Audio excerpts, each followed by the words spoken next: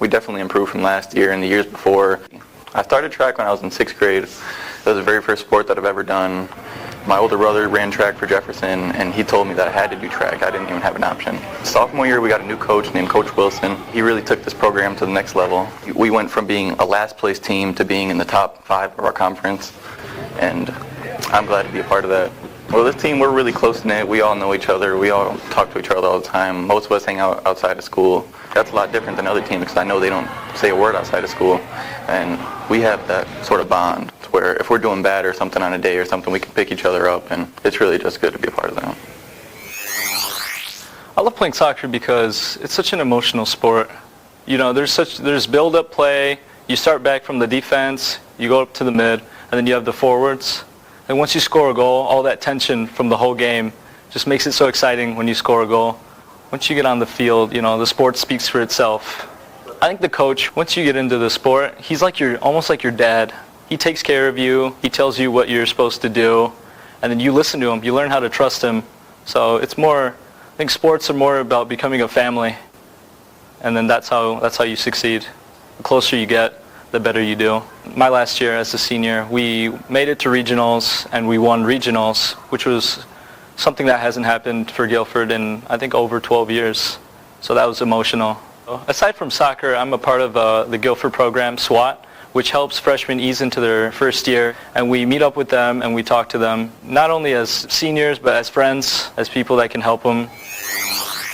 I really have enjoyed my experience as a football player here. It's helped me grow a lot, and it's made me more driven and more coachable in life and everything like that. Friendships that you build on that team, there's so many other players, and you build so many different relationships with each one. Like, the thing that's most notable is the fact that within that large team and those different dynamics, there's still that constant family aspect. You're going to watch their back, and you've got their back on the field, and it's things like that that really mean a lot to me. I've only played volleyball the last 2 years. Your attitude in the game has a huge impact on the way that you play and a huge impact on the way that the game goes. On the volleyball court, you've got to be positive, you've got to be happy the whole time, you've got to be inspiring other people to do as well as you want to do.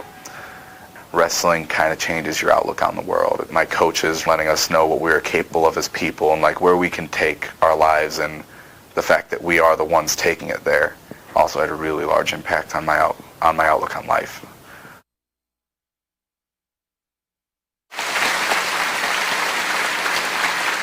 Now, with the following nominees for Male Athlete of the Year, please join me on stage as your name is read. From Auburn High School, Garrett Wood.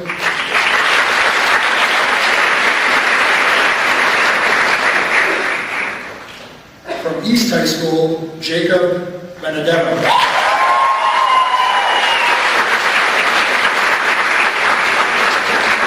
From Guilford High School, Eder Eserga.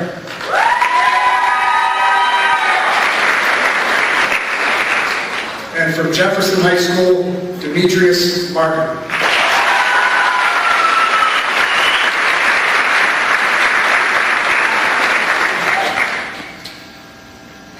Again, none of these students has been informed of the judge's decisions before this moment. The 2016 Male Athlete of the Year is Demetrius Martin.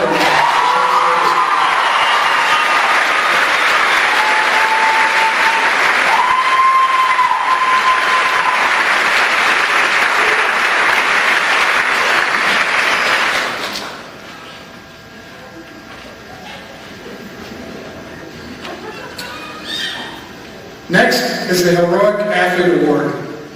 This is a $500 scholarship awarded to an athlete who is continuing his or her education after high school. They've been involved in at least one sport during their high school career. This individual has demonstrated extraordinary courage and determination under adversity and continued competing even when it would be easier to quit. The person is a role model for all of us. The 2016 Heroic Athlete Award goes to Hilaire Tu from East High School. Please join me on stage to accept your award.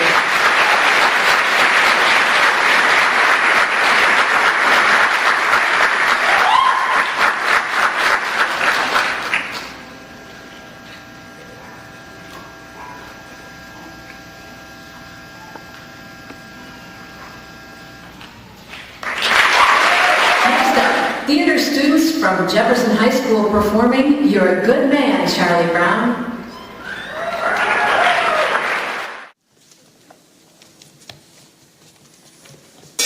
I'm late!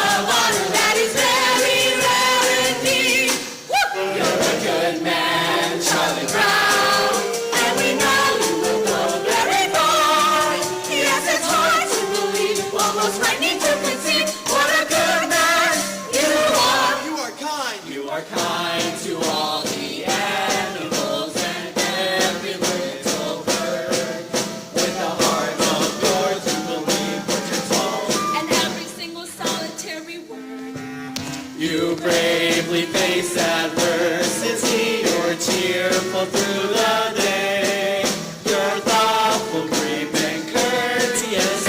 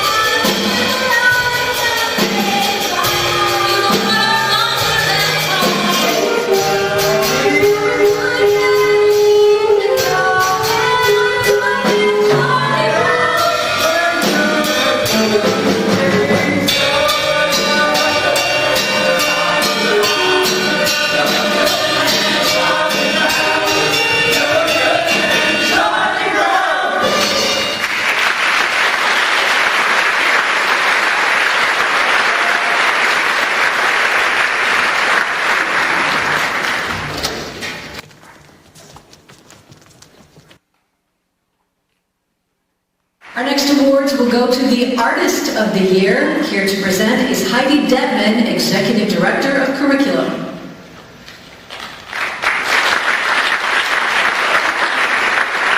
Good evening.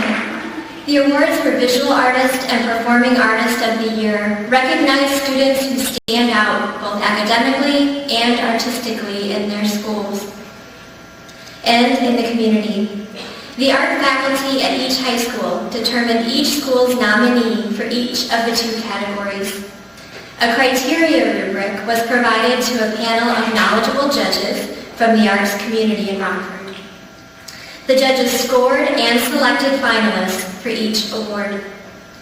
The video you're about to see will introduce you to each of the visual artists and give you a sense of their outstanding talent and devotion to their craft.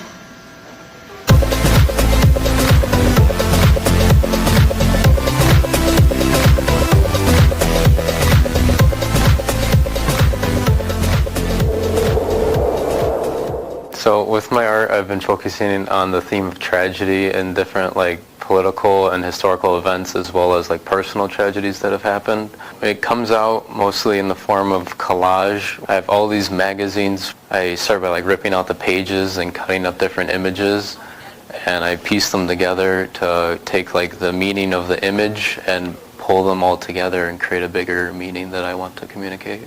So I focused on tragedy because once the tragedy is over, it starts to be ignored and people forget about it. You have to remind ourselves that these happened and that the lessons we're supposed to have learned, otherwise they're going to happen again. I kind of like to use the analogy of a slap in the face and just wake people up to what we've done. So with the RAM Portfolio Award, winning that was really nice because not only was it praise for just a single piece, but it was acknowledging that over time I'm still able to produce quality work. When I go to museums or when I look at art, what attracts my eye the most is things that look more realistic to me, things that it looks like I can touch them almost. Those are the things that draw me the most. So when I look at my art, I think about how realistic I can make it. I kind of started drawing for my sister because I was little, and then my parents would give me paint. I remember there's this one piece I made where it was 3 flowers, and they really liked it, so they hung it up in their wall in the living room and stuff. So ever since then, my dad and my mom really wanted me to keep drawing and keep going with what I wanted to do. I want people to look at my artwork and understand that we're all one. So right now I'm working on 12 pieces for my concentration, and it's all based on different cultures around the world coming together, And I just want us to understand each other, where we're coming from, where our cultures are coming from a different perspective. My artwork is very detail-oriented, and it has a more realistic tone to it. I work from the perspective of a picture, and I like to capture all the colors and vibrancies of the work. My concentration this year for my AP portfolio is food, and it's based off the food I'm not able to eat due to allergies, and I've been capturing all of the colors inside the food. The media I like to use is colored pencil. I like having people take their own different perspectives on it, and what inspires me for artwork is to show my own self through it. I'm a very colorful person. I have colorful hair, and I like to show that through my artwork. And the detail part is just my perfectionism, and I want it to look as good as it can. This year I made 2 different pieces into the Rockford Art Museum, and I had 2 pieces hung up for all city. It's nice to see my art pieces hung up and other people to enjoy them. My interest with art kind of began when I was really young. It started off with things like, I want to draw the coolest laser gun and the coolest zombie and cool stuff like that when you're little. And then as I got older, it kind of matured and turned into an interest for the arts. When I came here, Miss Stockton definitely still helped to mold it a lot and kind of turn me into an artist, showing me what the real value in art is. Self-expression, I guess, is a part of it, but for me a lot more it's kind of questioning things. I don't really answer many questions in a lot of my pieces so much as just trying to ask them and get other people to think about things. I like to play devil's advocate and kind of take the other side of things and just kind of question why people think the way that they do. It's great to be recognized and have things like scholarships and awards and nominations for things like that given to you. But one of the most rewarding things is kind of just people's reactions to the pieces. I would pay anything to just put a piece up at a gallery and just kind of sit on a bench behind the piece and watch people react to it.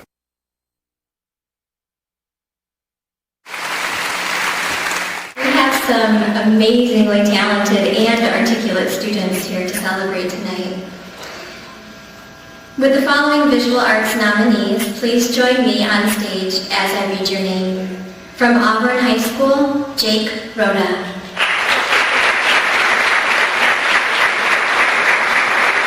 From East High School, Carla Nogues.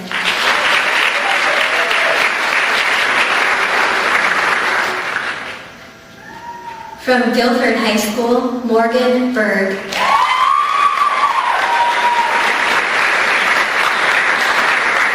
From Jefferson High School, Demetrius Markham.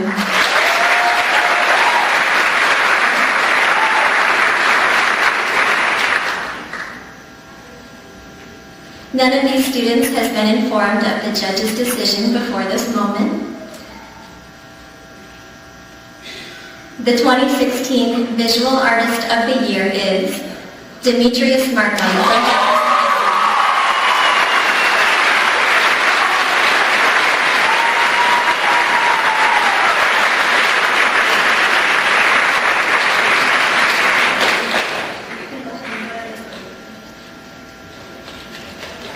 Another round of applause.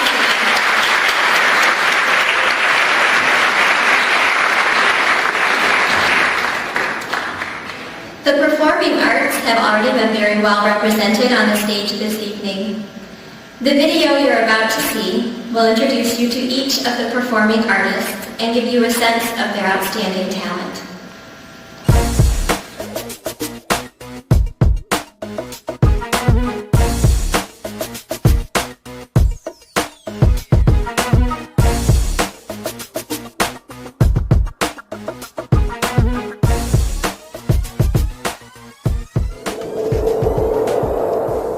My dad played guitar and stuff, and piano and everything, so of course I'm gonna try to get into that. And then I picked up the drums because I had a good sense of rhythm, so I did that, and then eventually I started liking it more because rhythms became more advanced and stuff, and then you realize that rhythms in the drums really applies to everything else. Dancing ties into rhythms because you can really listen to the music and realize what beats are being heard and what beats are sort of subtle, so you can sort of hit those beats. I feel like with dance, a lot of people put movement to music instead of music to movement. I feel like with dance, it's more so of not what you can do, it's more so of how you do it and what you do it for, what you're expressing, what you're trying to get across to the audience, who you're trying to express, what ideas you're trying to get people to understand about you and about what you dance. I feel like those are the important things about dance, and that's kind of why I dance mainly. I like acting because it's an opportunity to have fun and do, I guess, more than you would in your normal life. You get to be all these different people. It's one of the first times where I felt like, personally, I really belong to something. I've just hit the path that was meant for me, and I really like that acting and theater has provided me with that. As I kind of grew and got into acting classes, I realized there's so much more to it and so much more thought put into it. And as I was working with a character, I realized I'm working with another person now too. And it's just kind of fun to have that sort of internal conversation with yourself, who's also this character at the same time. Some of my funnest memories are going to cast parties and just joking around, or when you're on stage something goes wrong and the cast is the only one that knows it. The vocal director, the actual director, has really helped give me the tools and skills I need to go further so I can feel more comfortable, not only as an actor but as a person as well. Well, I started off in 4th grade playing trumpet. I think in 6th or 7th grade I learned how to play baritone, and I learned bass clef. And then after that I learned tuba, and then guitar and bass, and yeah, it's just really my passion. I basically live for it. It's just something that I've always really done. It's just kind of come natural to me in a way. I love everything about it. I wish I could be more specific, but it's just everything. I just love the people. I mean, the actual performance and getting ready for it and all the work that goes into it. So it's just a really cool experience. I mean, Durango, he's really helped me learn a lot about music. It's just really fun to work with him. So it'll always be something that I can do for fun, but it almost seems like if I start getting paid for it, I'd kind of lose, it being fun for me. I've always been searching for what I wanted to do, and my sister dragged me into theater freshman year, and I got hooked. Starting off with small roles, got lead roles, and now I'm president of the thespian troupe, so it's come a long way. In the future, I hope to become a theater teacher, and I hope that theater brings me to that place where I want to be. Well, I started off very unconfident in everything I've done. My grades were bad, I didn't have many friends, and in acting, I found myself, I found a family. It encouraged me to raise my grades up tremendously, and it encouraged me to have a future in college and in a career overall. The whole feel of being a new character, being in the environment with all the actors on stage, people watching you, it's a whole different thing than what I'm used to. And when I got into acting, it really found me, and I found acting, and I've always loved it. My director, Miss Verona, she's inspired me so much with everything that I've done, and she helped me find what I wanted to do in the future. I plan on starting off as an early childhood education teacher and growing to be a high school theater teacher. My director has just inspired me. She helped me find what I wanted to do, so I hope to help other kids find out what they want to do.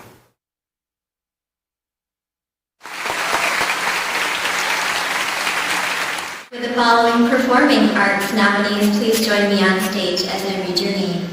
From Auburn High School, Jasper Sanchez.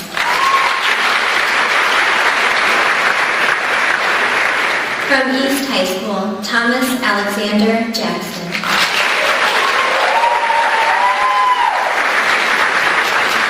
From Guilford High School, Brian Ware.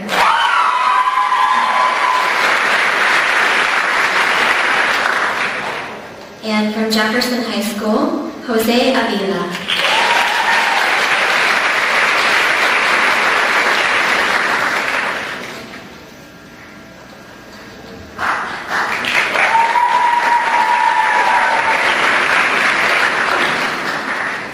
Our student has not been informed of the judge's, students have not been informed of the judge's decision before this moment. The 2016 Performing Artist of the Year is Brian Ware.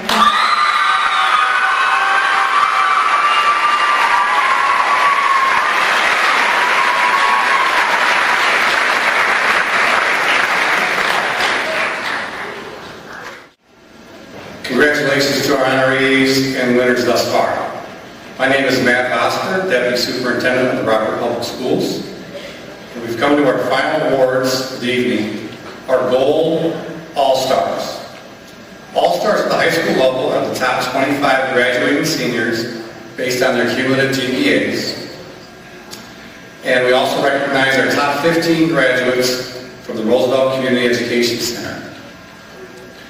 Beginning with Auburn, please enter on the opposite side of the stage to accept your medal from Dr. Jarrett and a certificate for Mama.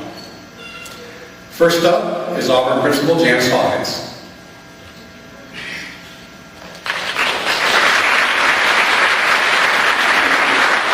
Good evening. Thank you so much for coming out tonight. Please help me to recognize the following academic all-stars from Auburn High School, beginning with Caitlin Brown.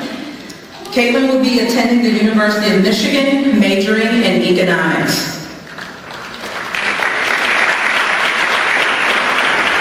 Next, we have Douglas Chan, who will be attending the University of Illinois at Urbana-Champaign, majoring in chemistry.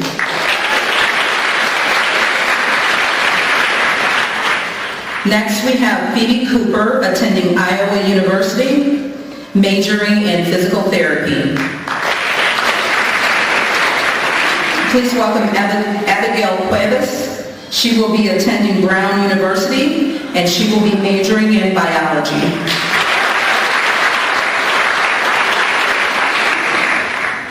Next, we have Bradley Foster. He will be attending Duke University, majoring in biomedical engineering.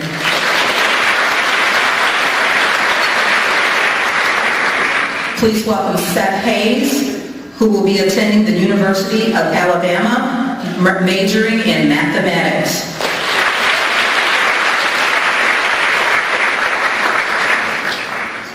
Please welcome Christian Jackson, who will be attending the School of the Art Institute of Chicago, and she will be majoring in graphic design, and she already has her associate's degree from Rock Valley College.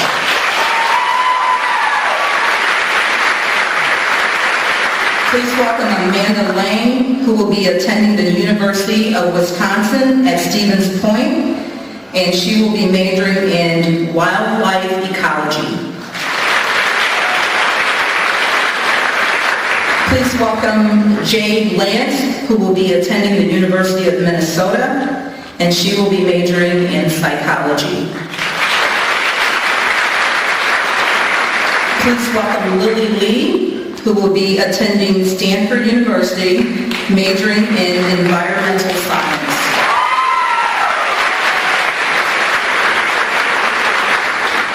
Next, please welcome Chen Lin, who will be attending the University of Illinois at Urbana-Champaign, majoring in computer science.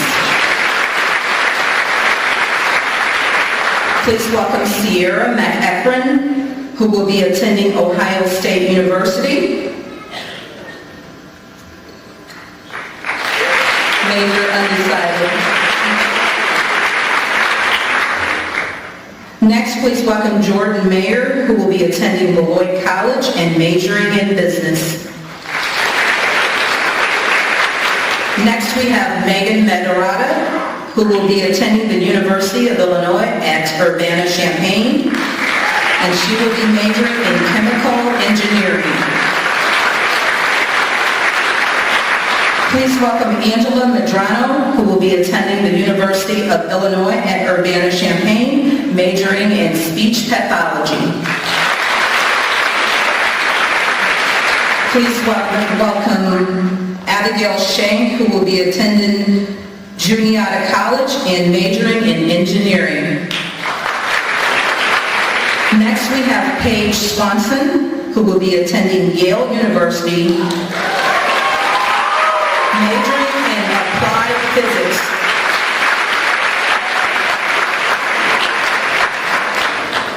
Please welcome Cole Timmerwilke, who will be attending the University of Illinois at Urbana-Champaign, majoring in economics.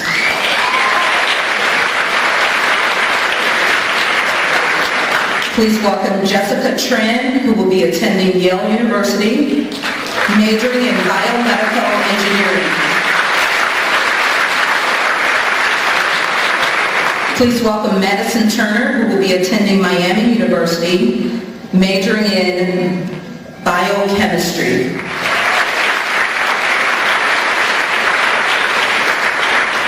Next, we have Emily Valentine, who will be attending the University of Illinois at Chicago on a soccer scholarship. Her focus will be in biology. Please welcome Amelia Wagner, who will be attending the University of Wisconsin at Madison, majoring in neuroscience.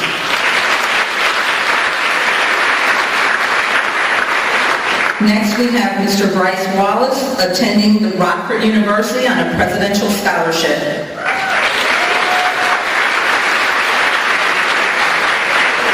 Please welcome Elena Wilson, who will be attending the University of Illinois at Urbana-Champaign, and she is majoring in neuroscience and economics. Last but not least, please welcome Hamza Zarula, also got a 36 perfect score on his ACT.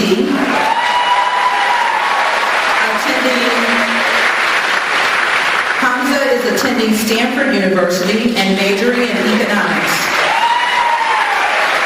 Thank you.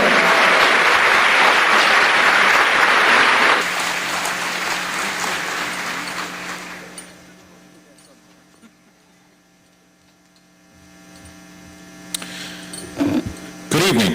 I'm Dr. Peter Verona, and I'm pleased to present the Academic All-Stars from Rockford East High School.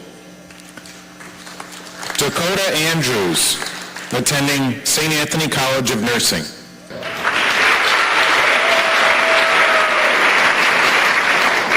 Samantha Aubuchon, attending University of Illinois at Urbana. Jacob Benedetto, attending Northern Illinois University.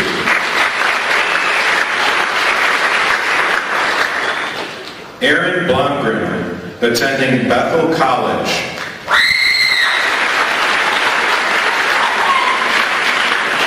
Putavan Bolaban, attending Rock Valley College.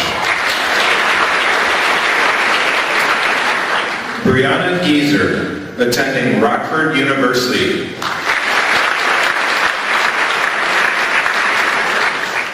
Caitlin Gowan, attending Columbia University at Chicago.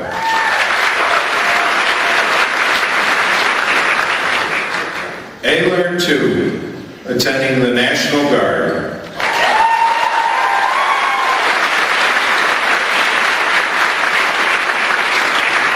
Jordan Ketchum, attending Moody Bible Institute.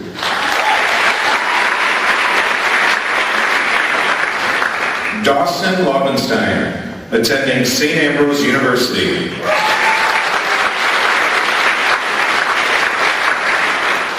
Brian Lopez, attending Northern Illinois University.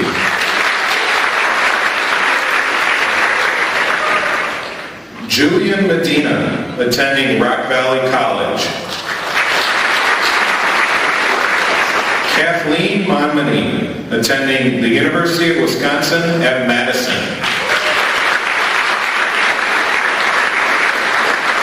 Clayton Morrison, attending Northern Illinois University. Emma Nelson, attending Rock Valley College. Aaron Wynn, attending the University of Wisconsin at Madison. Jennifer Wynn, attending the University of Illinois at Chicago. Ian Pearson, attending Northern Illinois University. Tipacon Ponsa, attending Rock Valley College. Kayla Pruitt, attending Rockford University. Jacob Charest, attending Rock Valley College.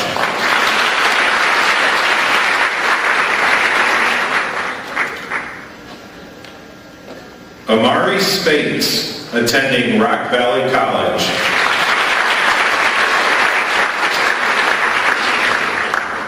Tuan To, attending Rockford University. McKenna Turek, attending Rockford University. Zarlene Zamudio, attending Rock Valley College.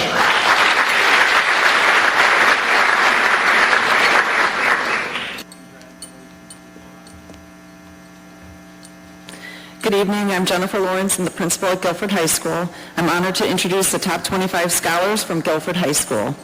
Lana Anderson, who will be attending North Park University, majoring in elementary education.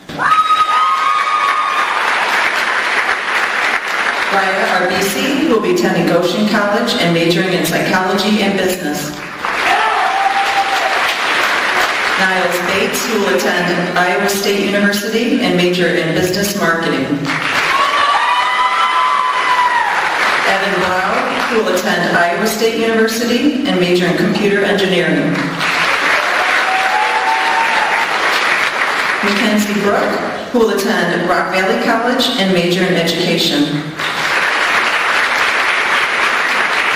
Alexis Brotherson, who will attend Iowa State University and major in business. Morgan Craddock, who will attend Olivet Nazarene University and major in marketing. Roberto Tavera IV, who will attend University of Illinois at Urbana-Champaign and study biological sciences. Sarah Gorzik, who will attend the University of Minnesota Twin Cities and study biomedical engineering. Taylor Haynes, will attend the University of Wisconsin at Whitewater and study psychology. Brandon Howard will attend Beloit College and study psychology. Julian Jeffco will attend the University of Illinois in Chicago and study New Eastern languages. Carly Kosicki will attend Southern Illinois University at Carbondale and will be studying foreign language and international trade. Jenna Lee will attend Southern Illinois University at Carbondale and will study pre-optometry. Hannah Mintz will attend Northern Illinois University and study electrical engineering. Ashley Morgan will attend Augustana University and will be studying pre-veterinary medicine. Caitlin Murphy will attend the University of Alabama and is undecided as a major. Giovanni Ramos will attend the University of Illinois in Chicago and study accounting and finance. Anya Robertson will attend the University of Illinois in Chicago and study engineering.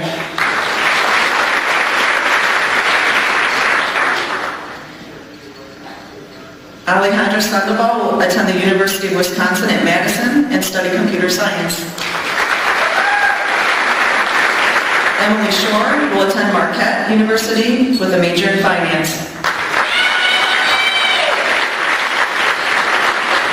Tatum Slabaugh will attend the Indiana University Purdue and study medical imaging. Denisha Smith will attend the University of St. Thomas and study pre-medicine. Madeline Smith will attend the University of Illinois Urbana-Champaign and study community health. And Ms. Kristen Rayberg will attend Rock Valley College and St. Anthony School of Nursing to study nursing.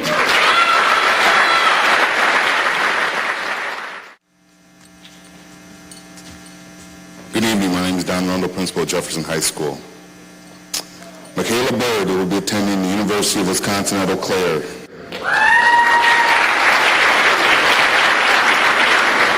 Yasmin Carrillo will be attending Rock Valley Junior College. Randy Clapp will be attending Rockford University. Lucas Clevenger will be joining the U.S. military.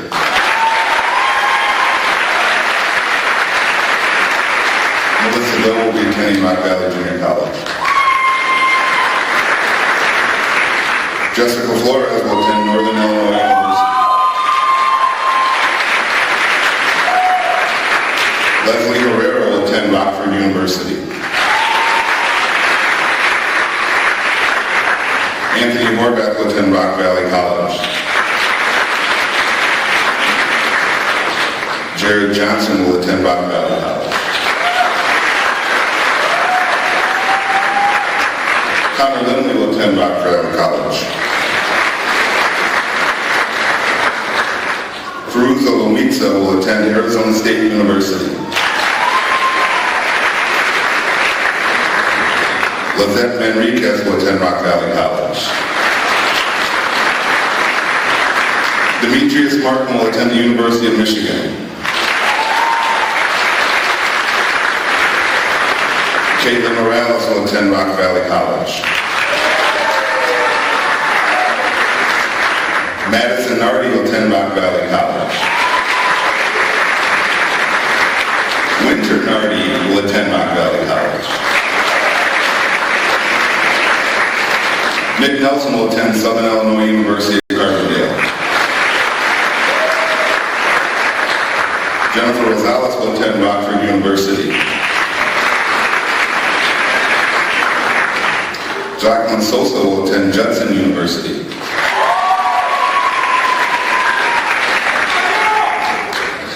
Alana Torres will attend Rockford University.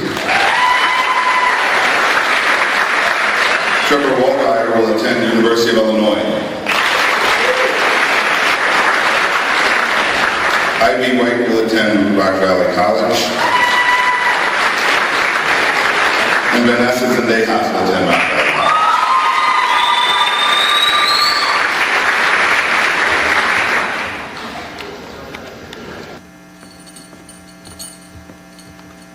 College. Good evening. I'm Dr. Heidi Huey. I have the great opportunity to introduce the 2016 Academic All-Stars from Roosevelt.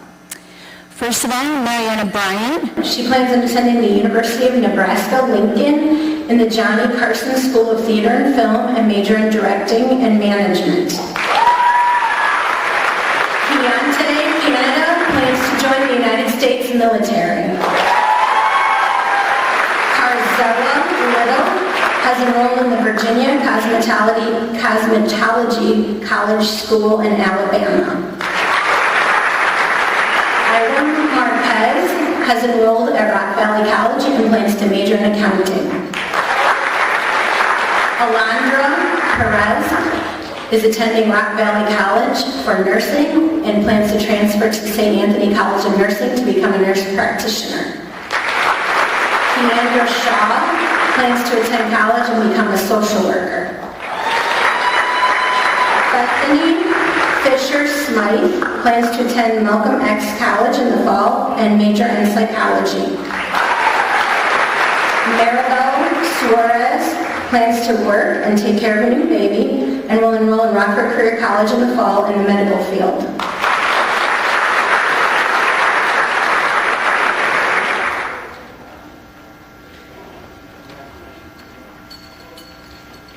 Essence Gill plans to enroll in Rock Valley College and major in nursing for 2 years and transfer to Northern Illinois University.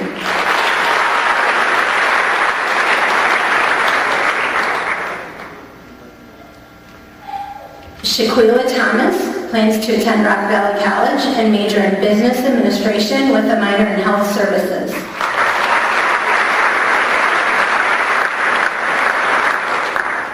Ashley Welk is moving out of state to start working, but plans to go to college and major in radiology. Elizabeth Roosevelt Academic All-Stars.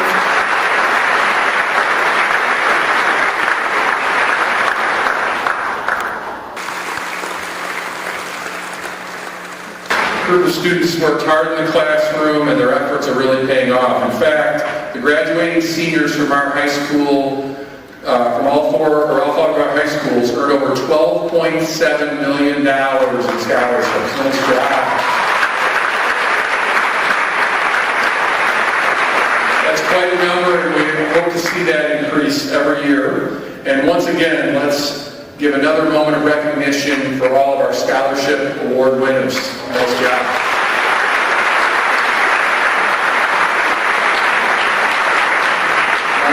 Back over to you. Well, congratulations again to all of the Gold All-Stars. It's fantastic. All of your achievements are definitely worth honoring this evening. Ladies and gentlemen, the East High School Band is here to wrap up our evening with Salute to America's Finest by Paul Lavender.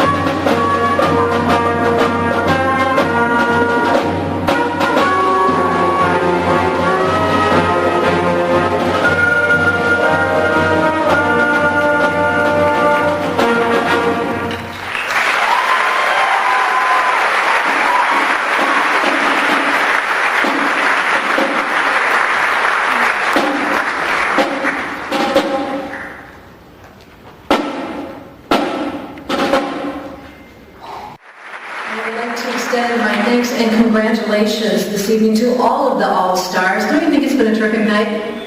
Come on over. You remember Mr. Scrivano? This is truly a great evening, and one of the greatest things that we get to do as school board members is to see our students be so successful in all that they do. And on behalf of the entire Board of Education, the administration, and the faculty and our teachers throughout the district, congratulations to all the winners tonight. We are extremely proud of you.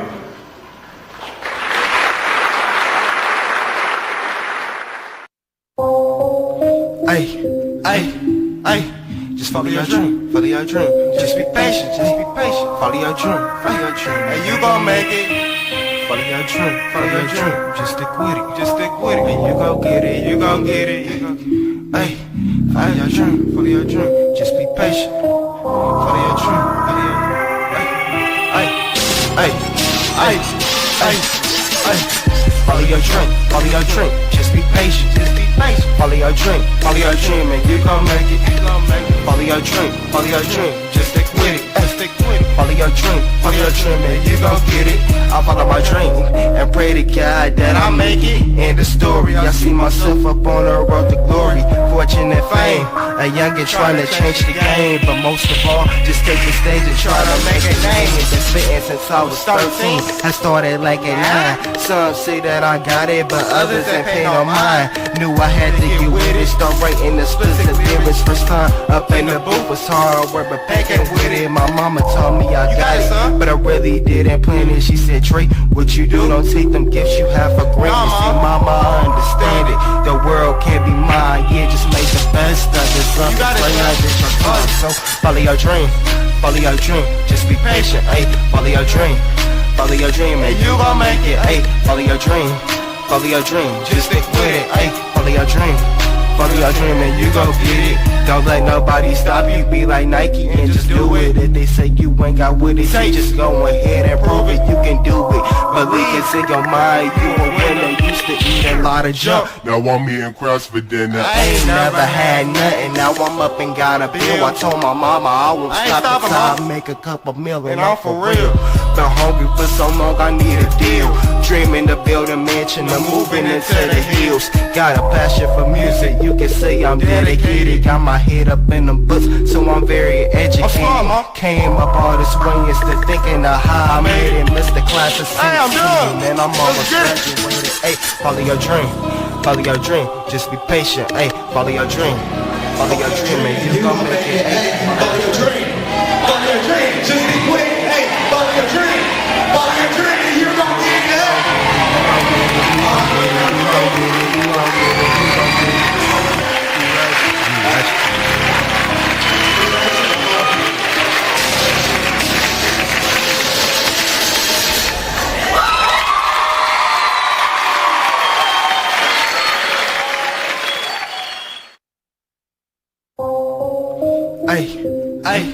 Ay, just follow your dream, just be patient, follow your dream, and you gon' make it. When I was at least like 4 years old, my mom, she used to always go to the studio, and I always asked, can I go? And every time I asked, it was, like a complete no, so I just started snooping around. Like, I just started sneaking and listening to her music. Follow your dream, just be patient, follow your dream, and you gon' make it. It inspired me a little bit, so I started stealing notebook paper and pens, and I just started writing my own. And pray to God that I make it. In the story, I see myself up on the road to glory. Some of it could be sad, some of it could be emotional, but the main part about it is some of it is true. I basically expressed my feelings, and it was a lot of growing pains that I've been through. Knew I had to get with it, start writing the splits, the lyrics. First time up in the booth was hard work, but packing with it. My mama told me I got it, but I really didn't plan it. She said, Trey, what you do, don't take them gifts you have for granted. See, mama, I understand it, the world can't be mine. Yeah, just make the best of it. Something right now that you're caught. So follow your dream, just be patient. Ay, follow your dream, and you gon' make it. Ay, follow your dream, just stick with it. Ay, follow your dream, and you gon' get it. First, I need to graduate high school. That's my main concern right now. You know, after I graduate high school, so I'll just keep God in front of me and He leads me into the right path. There's no doubt I'm going to make it.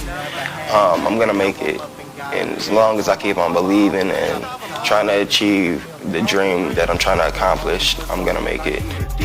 Dreaming to build a mansion, I'm moving into the hills. I want to become, you know, the best, try to become the best there is, you know. I want to make it into the industry, you know, like work with big time people. Hey, I'm done. And I'm almost graduated. Hey, follow your dream. Follow your dream. Just be patient. Hey, follow your dream. Follow your dream, you gon' make it. Hey, follow your dream. Follow your dream. Just be quick. Hey, follow your dream. Follow your dream, and you gon' get it.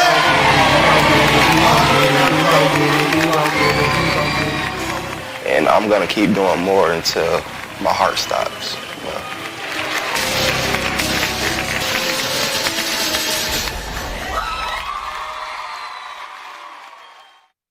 One of the results we're most excited about from our summer manufacturing program is that many of our students were hired by local companies like Woodward, Header, and Advanced, and those students are still employed, contributing to the local economy. Before that, I really had no experience on a lathe or being accurate in using these tools, but with it, I could say I'm good at this, I make sure my work's right, I make sure it's in tolerance and all that. I'm definitely doing something that's a lot more advanced and more forward-thinking. And this program made me realize that when there's a door open for you and it's a better opportunity for you, just go for it. And advanced machining, I'm still learning. I'm not done learning right now. I'm just learning more and more and more, because the more you learn, the more valuable you are. Rockford Public Schools offer a variety of special programs to help us grow, like 2A language immersion at Barber, where you learn to read, write, listen, and speak in English and Spanish. Year-round program at Haskell, where students get a boost with more enrichment opportunities year-round. Creative and Performing Arts at Weston Auburn, our specialty arts program. The best part of our special programs, we love them and get an awesome education at the same time. Discover the possibilities at Rockford Public Schools.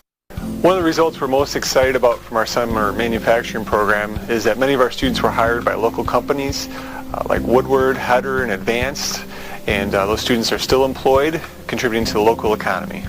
Before that, I really had no experience on a lathe or being accurate in using these tools, but with it, I could say I'm good at this, I make sure my work's right, I make sure it's in tolerance and all that. I'm definitely doing something that's a lot more advanced and more forward-thinking. And this program made me realize that when there's a door open for you and it's a better opportunity for you, just go for it. And advanced machining, I'm still learning. I'm not done learning right now. I'm just learning more and more and more, because the more you learn, the more valuable you are. We're coming off a great year for us this past year. We finished tied for third in the conference. Preseason we were picked 9th, so for us to finish tied for third was a great improvement for us. I'd say this upcoming year, offensively, we're very strong. We can put the ball down. We're a good serving team. 1, 2, 3, our ball control, our passing, we need to work on and continue to work on. It'll get there. We have time. I just hope to just be a better player than I was freshman year, to just keep building and push people to do their best, and just going to try to make everybody a better player. Well, last year we tied for third in conference, so third would be good, but first and second would be great. Volleyball's a really huge team sport. You can't do anything without each other. You need everybody. East has a reputation for not being a winning team, even though we've competed with the best teams. We've taken Hononegah to 3 sets every time we played them last year, and we were the only team to do that. We've come so far, and I feel like people don't believe in us, so we need to believe in ourselves. I think our biggest adversary is people's opinions of us. I think it'll be just overcoming that and proving everybody wrong. I think that's the best feeling, is being able to prove everybody wrong.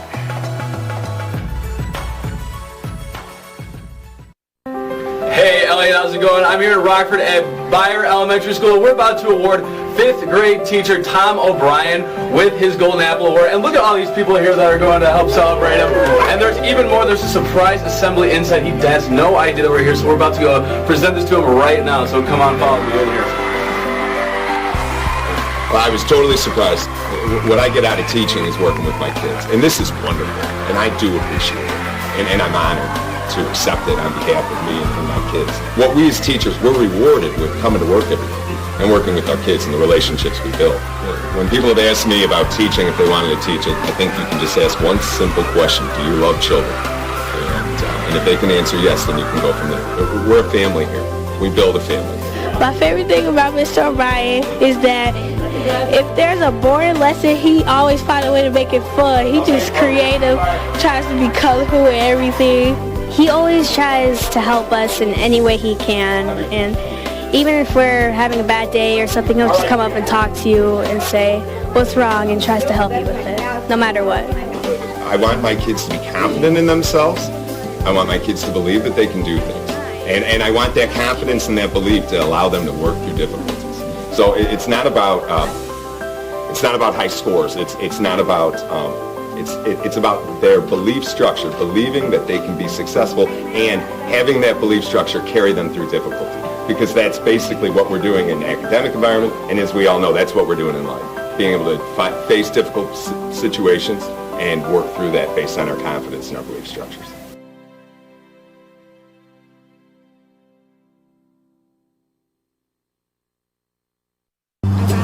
My goal is to be a photographer when I grow up.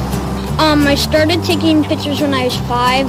I thought taking pictures was very interesting because I can see all the different types of birds that I've never seen before, and I get to see all the nature. Mostly you get better shots when they're in flight. You gotta be quiet to sneak up on them. It feels really good when I take an awesome picture because then I get like a pretty good shot and I share it with my friends and family.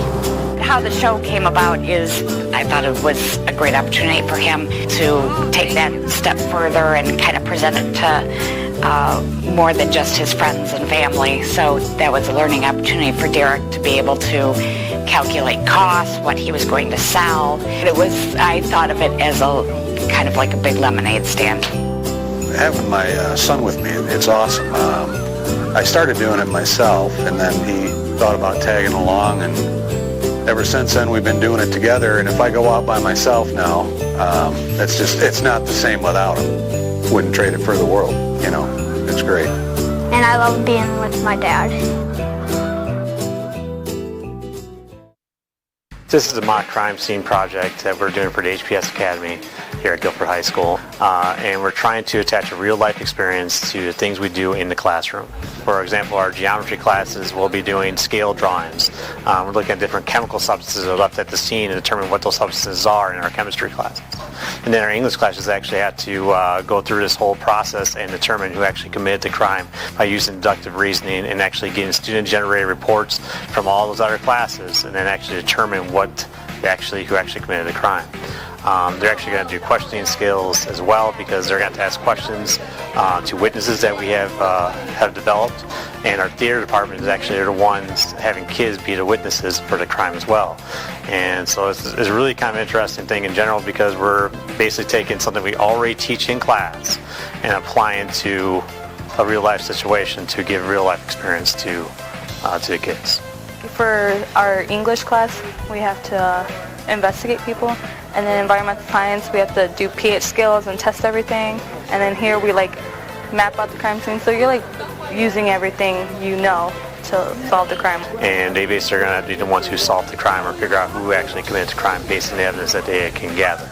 We're gaining a lot of experience just in case we want to go into law enforcement. It could be fun, it could benefit you.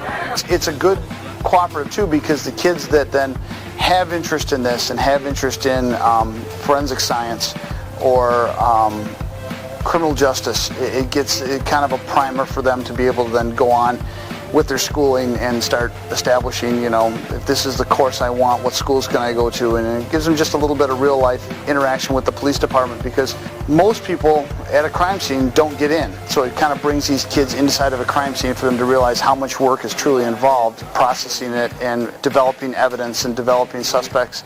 There is a lot involved.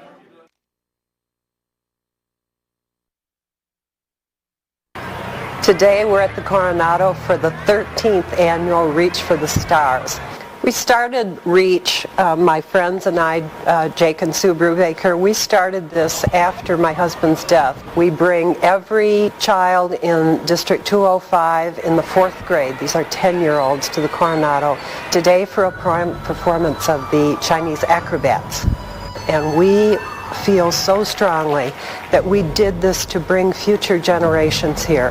And I've just watched these children come in, and we are so happy to present a world-class performance to these children who are often in front of TVs and movie screens.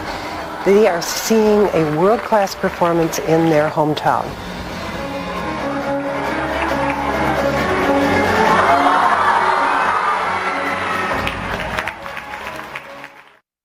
Here's what parents say about Rockford Public Schools. Phenomenal staff, great teachers. They really set the kids up to move up to the next level.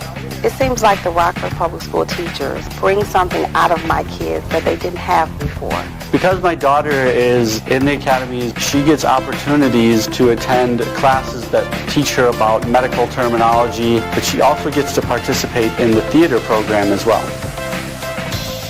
Discover how our kids rock at Rockford Public Schools.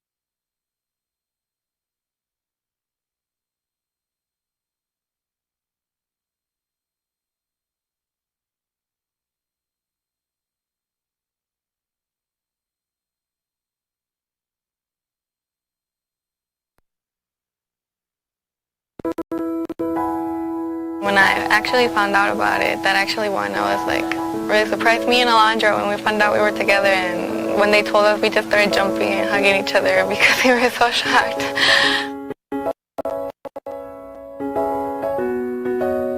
It's a big opportunity because I actually don't have to really worry about getting 2 jobs at a time, stressing my parents over something important like this. Before I found out about it, my mom was always on me about scholarships like Jennifer. I want you to go to college, use the opportunities that you have here that we didn't have. She never really had the opportunity to finish school. My dad, he started working right away, so they really pressured me because they want me to set an example for me and my siblings. I'm planning on majoring in nursing. Ever since I was little, it's always been interesting. All they do for you, I'm like, oh, I see myself helping people and doing that. I knew I wanted to go to college, and I had ideas about where I wanted to go. Rockford University was really my main focus, and with the scholarship and all this happening right now, it's a dream actually come true.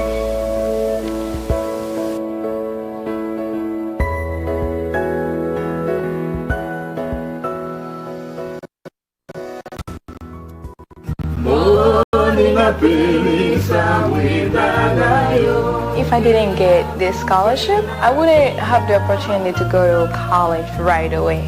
It's a blessing. It means a lot. It means a lot of open doors, a lot of opportunities, and a pathway to a bright future.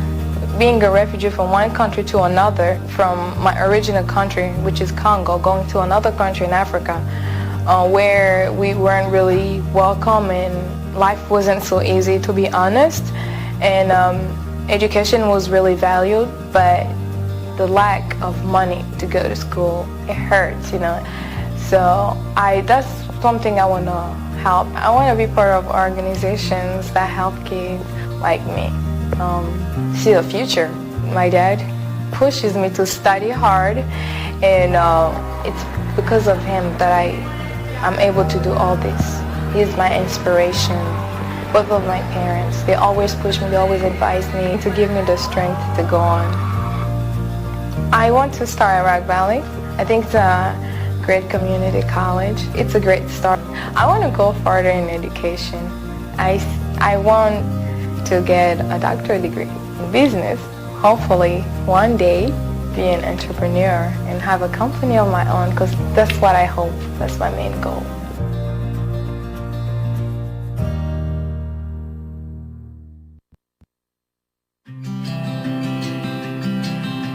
Both of my parents weren't able to go to school. They both had to work from a very young age. So getting this,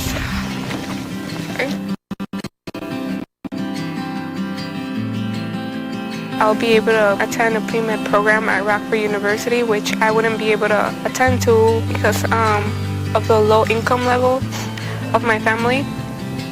And I want to attend Rockford University for the pre-med program in order to pursue a career in pediatric oncology or family practice. My family's aunt had cancer and died at a very young age, so I wanted to help in a way remember her. Even though she's gone for so many years, we still remember her and we miss her.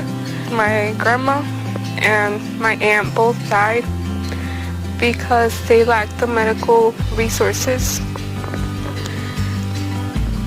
So either of these careers will satisfy me in order to help people.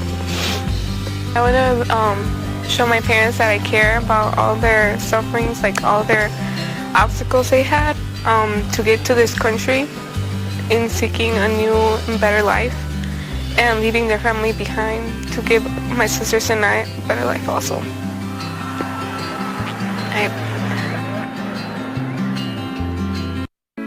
This is the type of program that will make kids look forward to coming to school. Here at Montessori, they teach you that, hey, you have potential. You can do anything that if you just set your mind on it. And if you keep working hard, they're going to give you the tools to have success in your life. A mixed group of 7th and 8th grade students is assigned to a team of 2 core content teachers for 2 years, spending large blocks of time daily in both classrooms. This model allows for formation of vital relationships, capitalization of individual strengths, and uninterrupted learning time. Each trimester offers a thematic cycle of study from which content is approached. Cycle planners support student organization and keep parents up to date. I came in as one of the lower students, and now I'm one of the top in the class. And so that just shows that those big blocks of time help us to be able to learn. Montessori knew that extended periods of concentration were critical for inquiry, research projects, independent reading and writing, complex math processes, as well as essential small group lessons and teacher support. Students write and perform speeches, partake in literature studies, and facilitate Socratic seminars, formal discourses centered around texts, questioning, inferring, and exploring points of view. Students study life cycles through observation, animal care, and the planting and maintaining of gardens. Montessori addresses many of the needs of the adolescent by what she termed Erdkinder, or children of the earth. She stressed the importance of placing the student in a natural environment, such as a farm or forest, in order to facilitate the journey toward adulthood with real-life challenges. Students participate in intersessions, focusing on practical life, career exploration, service work, handwork, and community partnerships. It turned out really fun. I learned how to put things together, and I've learned more about working together with people and how you need other people there to help you get something done. In addition to pursuing academic studies and learning about the world, Montessori students grow to be leaders, finding their roles as active participants, making positive contributions to society. To help inspire this sense of responsibility, all students independently complete 36 hours of community service per year. It's really important because Montessori, we don't only help people in our own community, we help people in other places.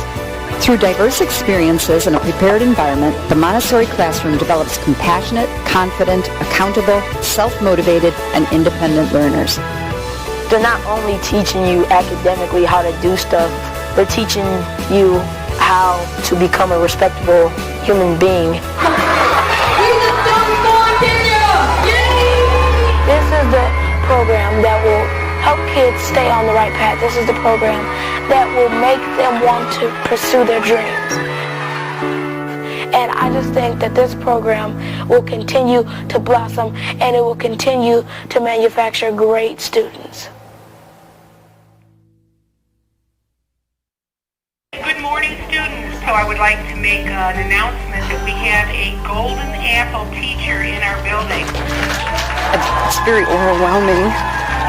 I knew that there was a possibility. I didn't know what it would be, but I was completely blown away. It was really an honor, a big, huge honor. I really think that I was blessed to have my passion be my career. It's basically my life. I love every aspect of it, and from just I'm constantly looking for things to use in class, cutting out articles about people that I get my kids to interview, and looking for projects to start and causes to champion or hopefully get the kids to champion. It's my joy as well as my work.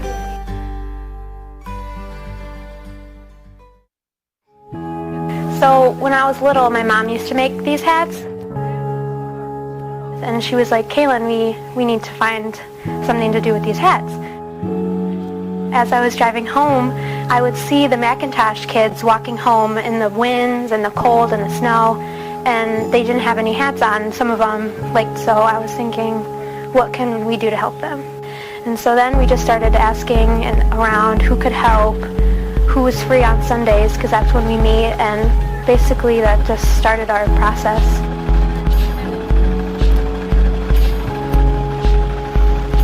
It feels good to help people, and I've had a lot of fun. The kids were so thankful, and it was so cute. It made my entire year. It's been really cool to see all the kids when we've given them how happy they are, which was really fun because they were all picking out their pattern and they were really excited. And they were coming up to us and saying thank you, and it was really funny and cute. That was the best part. It was fun to help the kids find the one they wanted. Well, I hope the kids realize that there are people who care about them in the community, and then hopefully that will inspire them to get involved in the future, and that they can be creative and think about things that they can do to help others.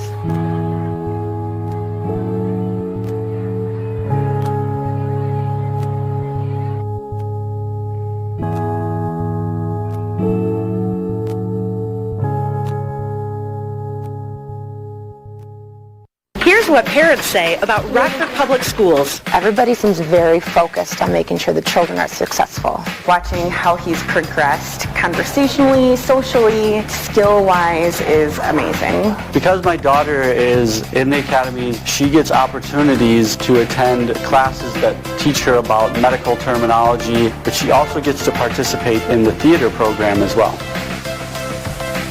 Discover how our kids rock at Rockford Public Schools.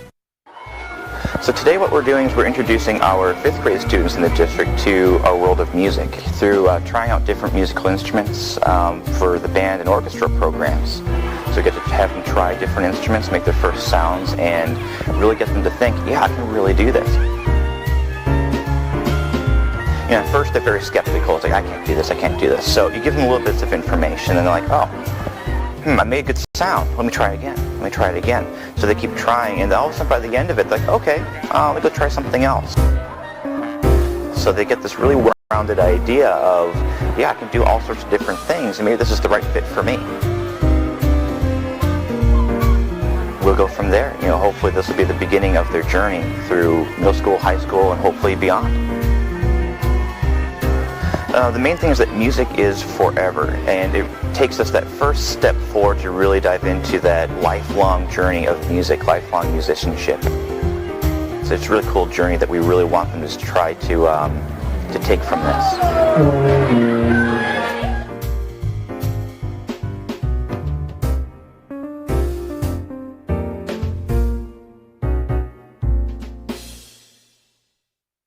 Rockford Public Schools offer a variety of special programs to help us grow, like 2A language immersion at Barber, where you learn to read, write, listen, and speak in English and Spanish. Year-round program at Haskell, where students get a boost with more enrichment opportunities year-round. Creative and Performing Arts at Weston Auburn, our specialty arts program. The best part of our special programs? We love them and get an awesome education at the same time. Discover the possibilities at Rockford Public Schools.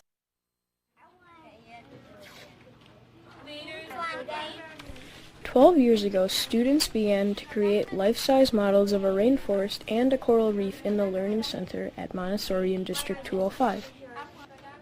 Teachers created curriculum and guided students in research projects. Through the Illinois Arts Council Artist in Residence program, a local artist who is also a Montessori parent was brought in to design the installations and lead the workshops creating models of animals and plant life. All students at Montessori had a role and were included. Our coral reef and rainforest exhibits have been regularly renewed with the 3-year teaching cycle of the curriculum. Students became researchers, tour guides, and curators of the exhibition. Philippe, the giant sea turtle being installed in the Commons at Thurgood Marshall, is one of the original models. Many of the models were built by older brothers and sisters of kids who are now in Montessori. The original installations must have been incredibly fun to make. You can see how many hands were involved. We've had fun making new models, studying the habitats, imagining life in the rainforest and by the ocean. We've done research projects. We also became actors, singers, and drummers in plays set in our coral reef and rainforest. The rainforest and coral reef are like a huge diorama. We can actually go inside. There's the feeling that we belong to nature. We are part of an awesome universe of beauty, art, and mystery. Since the beginning, we are all connected in this way, which brings us to today. Inspired by the coral reef installation at Haight School, Thurgood Marshall School is launching its own community arts project titled Oceania.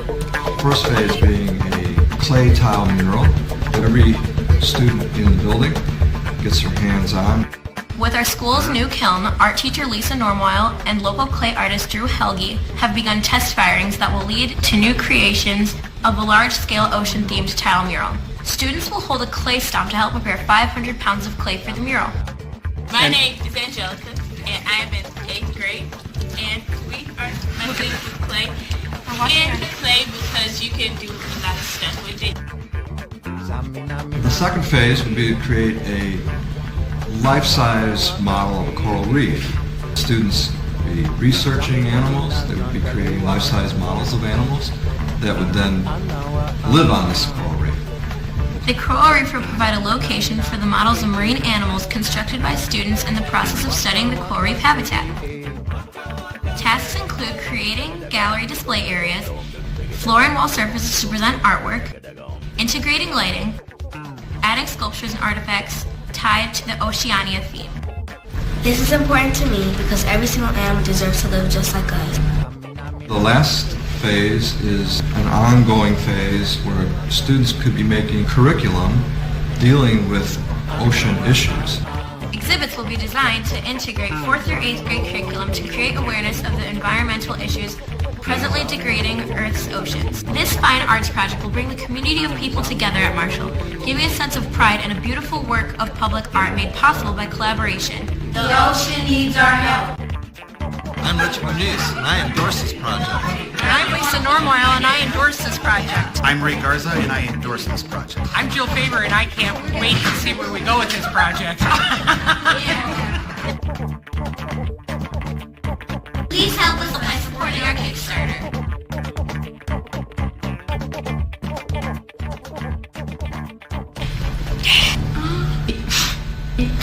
Wait a second. Here's what parents say about Rockford Public Schools. Everybody seems very focused on making sure the children are successful. Watching how he's progressed conversationally, socially, skill-wise is amazing. Being a part of the dual language program, is going to better prepare him to have 2 languages. Having my high school student being a part of these academies gives me a sense of secureness that, he will be better prepared to succeed in his goals and dreams. Discover how our kids rock at Rockford Public Schools. Please welcome Dr. Jarrett.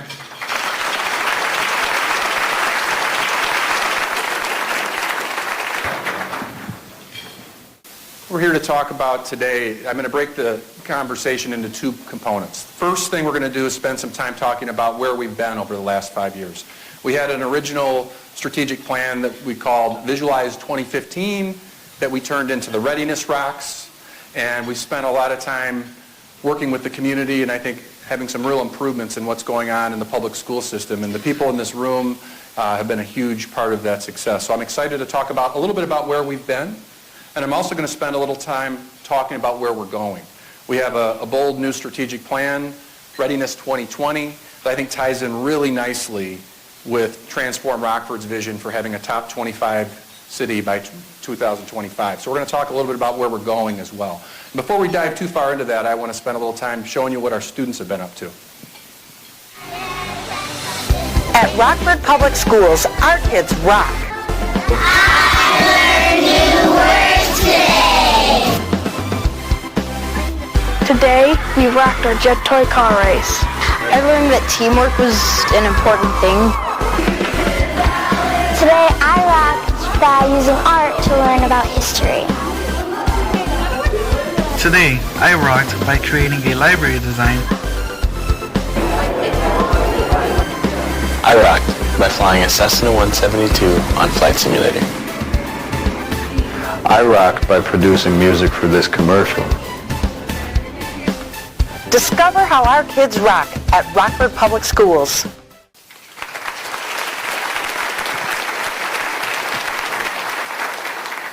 For those of you that have been at these every year, you're going to have to bear with me for a minute because I really want to refer back to something that's important to me, and that's the story of Edmondson taking his expedition to the South Pole and how he became the first person to lead a group to make it to the South Pole and back.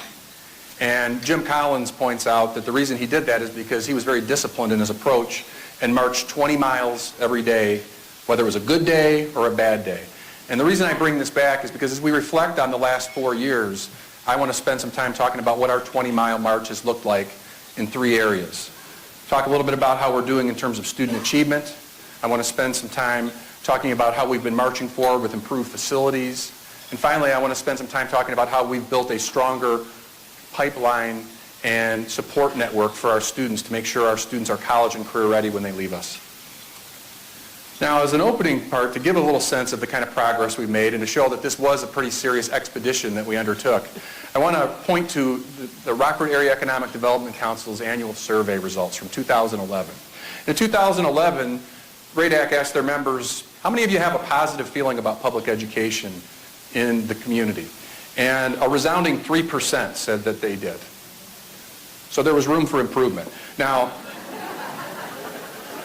3% is bad. But I'm pretty sure we're, as members of RADAC, voted for ourselves.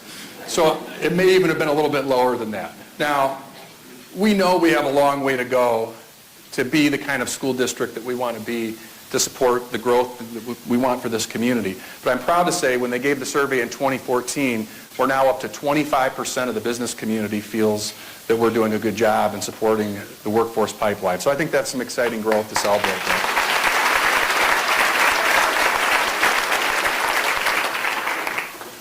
Now, talking about student achievement, because that's ultimately what matters, is how are we doing to support our students?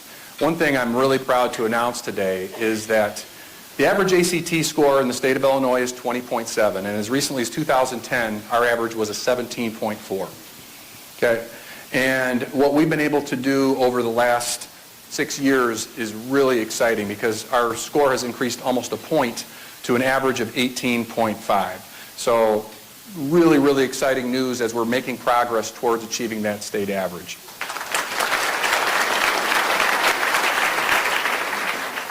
Continued good news on the attendance front, and I think there are a lot of reasons that this is the case, but I think it starts with high-quality student engagement. For the second year in a row, we are at the state average in attendance, with 94% of our students attending. We know there's room for improvement, but we had a long way to go in that area. Another thing that I'm really proud to say, when the state recalibrated the graduation calculations, we dipped to about a 62% graduation rate as recently as 2011. Our new 5-year graduation number has broken 70% for the first time. We are now at a 72% graduation rate for 5 years.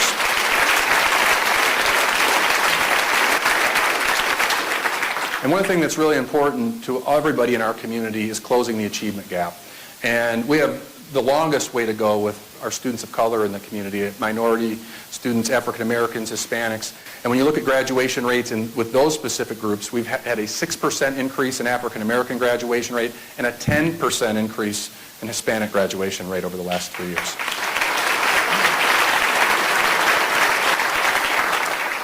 We have not achieved that by lowering the bar and watering things down. We've made a commitment to making sure all of our students have access to our most rigorous courses.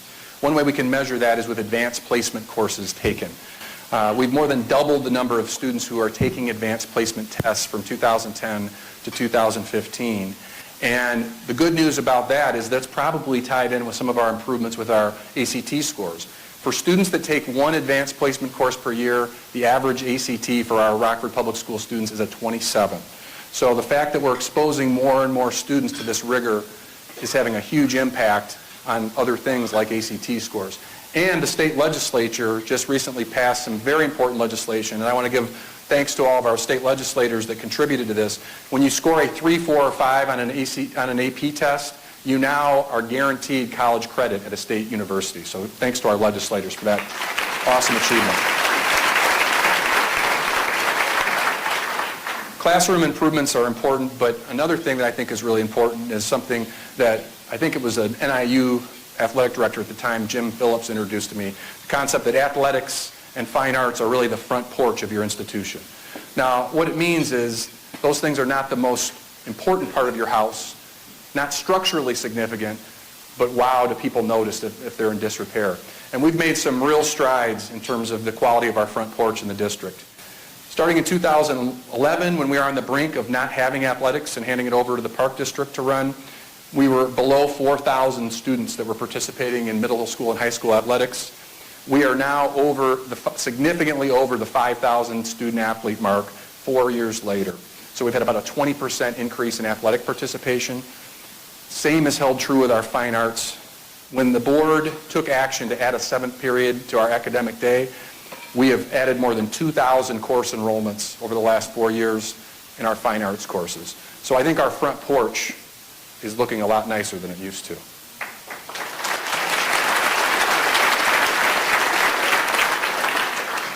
Some of those old surveys are kind of challenging to look at, and Einar was kind enough to share with me a 2009 Chamber of Commerce survey that highlighted the Chamber's opinion on education, and it's quite a document. And one of the things that they shared in that survey was that about 73% of people in our community that responded to that survey felt like school safety was the top priority. the major concern. And one of the things I'm really proud to say is that in the last 4 years, by holding students to higher expectations, ensuring that our students are engaged through the high school academy model, and making sure that we have community support for our schools, we've had a 66% reduction in zero-tolerance offenses, and we're at a 13-year low for arrests.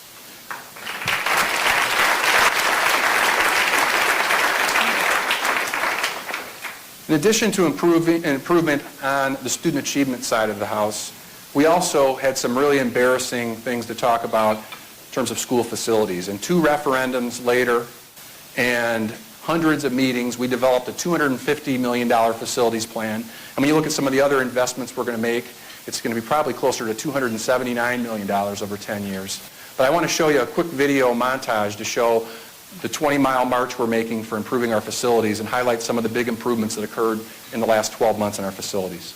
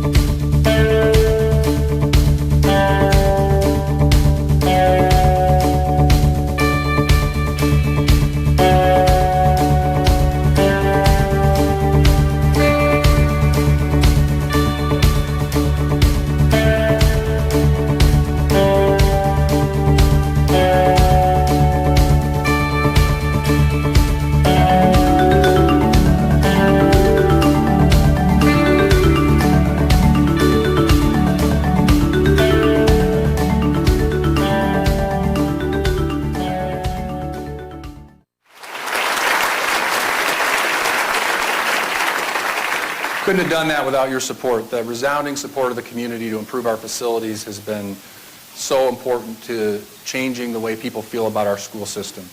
And the third area I want to spend some time talking about as we look back on the last 4 years and that 20-mile march we're on, we really did not have a strong, consistent college and career readiness support system for our students. And a few years ago I talked about the idea of having a kitchen table that every student can have. And what I meant by that kitchen table is, I think back to when I was growing up, I had the opportunity to sit with my parents on a regular basis, have a family meal, and I learned a lot about college and career readiness.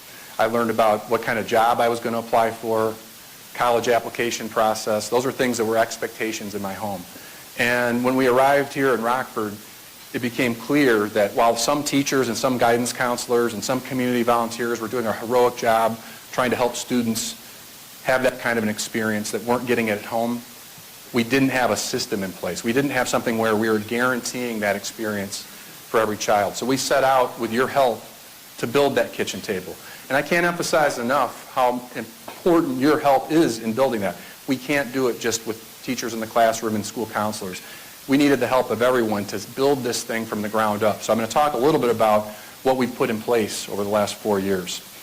First of all, Alignment Rockford has been a huge support in building this kitchen table. Due to the efforts of Alignment Rockford and many of the people that have volunteered through Alignment Rockford in this room, we get over $2 million of annual volunteer hours to help support student and college and career readiness. So let's give Alignment Rockford a round of applause.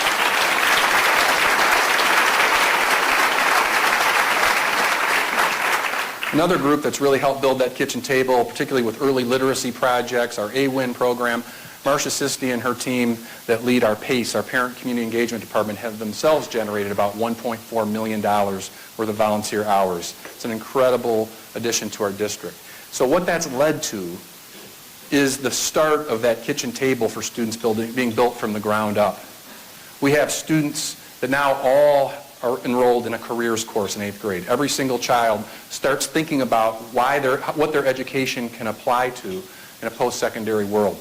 freshman seminar is the continuation of that course. So they get 1 year of guidance on what students are interested in and how that can apply to their life. And at the end of the freshman year, or actually earlier in the freshman year, we have what we call the Academy Expo, and many of you have supported the Academy Expo. We had 700 volunteers at last year's Community Expo. This year is October 15th, and we expect to have an even bigger group. Over the past 3 years, we've gone from just serving Rockford Public School students at the Academy Expo to help them make their academy choice, to adding the Belvedere School District, the Hononegah School District, and the Harlem School District, who are all the guests of Alignment Rockford and the Rockford community, as we have a broader conversation about college and career readiness throughout our region. So I look forward to all of you having a chance to check it out on October 15th of this year.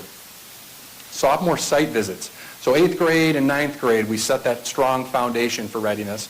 By the sophomore year, we now have set a goal that we want all of our students to have an on-site workforce visit opportunity. We had 70 companies who responded to Alignment Rockford's ITP last year. We need more. We want to have all of our sophomore students get the chance to apply their learning by visiting a workforce site during their sophomore year. It comes time to start thinking about post-secondary education. It's time to think about ACT prep. And we've had some tremendous growth in the participation of our juniors in our ACT prep program. Last year we had 500 students and almost 400 of them finished the 4-Saturday program. And I want to give a specific shout out to Sunil Puri and the First Midwest group. They've donated Famous Dave's and some really exciting cash and prizes for students that participate. And this program has had huge, huge impact on the students. So this is a really encouraging piece to that pipeline. And we want all of our students to leave us having a post-secondary readiness approach that applies all of their learning throughout their system. I have an example here of 2 students that applied all of their passion for art by making 1,000 hats for elementary schools that they noticed at neighboring elementary schools that didn't have hats on their head in the winter. They saw a need, they built a business plan, and they were able to give those hats away to the students. Really, really powerful example of applied learning and making sure students are ready. We want every child in our district to leave us with that capstone learning experience to make sure they're ready. I want to highlight one of those students that's going to be a senior this year, talk a little bit about her journey and what she has in store for college and career readiness. I am in the Human and Public Service Academy, and I am in the law enforcement pathway. My experience with the academies have been great so far. The academies are mainly geared to help you have a set plan before you graduate and get you working on what you want to do after high school. I've always had a plan. I've always had that support at home and the drive to know what I want to do after high school. So I think the academies just help me improve on that and be more aware of the academy that I wanted to go in and the pathway and what else is offered within that pathway. My goal as of right now, after my 4 years of serving active duty with the Navy and my job as law enforcement, I hope to come back to Rockford and hopefully find a job within the law enforcement here as a youth probation officer or somewhere within that field. Some students feel like we don't really have support outside of the school or outside of our friend circle or professional support. And I feel like academies have really helped us realize that, not only in the school and our communities, but also within our business organizations, that we have that support and that they want us to strive and improve Rockford in our futures.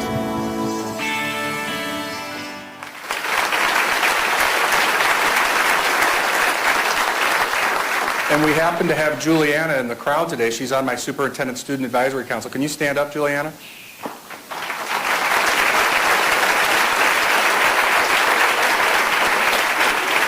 Now, there's a couple things I want to take away from her remarks. Number one, I'm really excited to see her acknowledgement of how much the community has supported her in her educational process. But number two, I think I heard that she's committed to coming back to this community. And we like to see that. So we want to make sure we hold you to that. So moving on to the future, Readiness 2020, our 5-year plan, part of a five-year strategic plan that we built with thousands of surveys, over 65 community members that were a part of this for a 6-month period, mission, vision, values, 5 goals, 9 strategies, a lot of exciting things that we're going to be able to talk about. I'm not going to belabor everything that we're talking about doing. In fact, today I'm going to spend most of my time focusing on the vision. And we have a real bold vision, and we had a lot of debate as a community about what that vision should be, and it's to be the first choice for all families. And when we say that we want to be the first choice for all families, it doesn't mean we want every child in the region to go to our schools. That's not what we're saying. We'd like to, I suppose we'd like that, but the bigger picture is we want to be part of a community that is a choice district for schools. We want people to want to move to Rockford because they see that we have a high-quality public education system.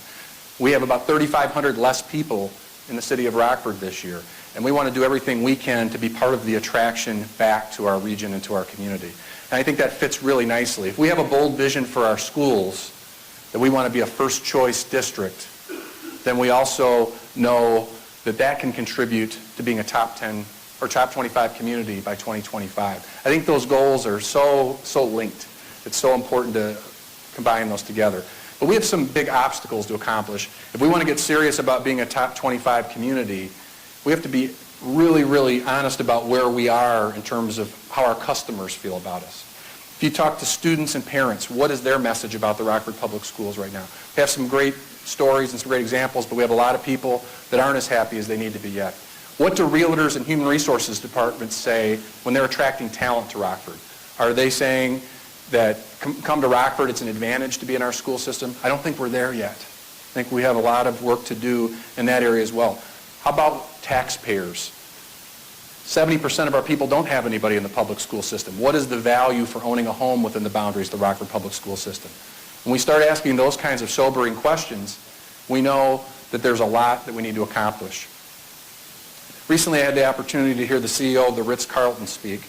And no, I'm not trying to compare the quality of service you're going to receive at your local school with that of a Ritz-Carlton. We know we have some improvement to do to get to that point.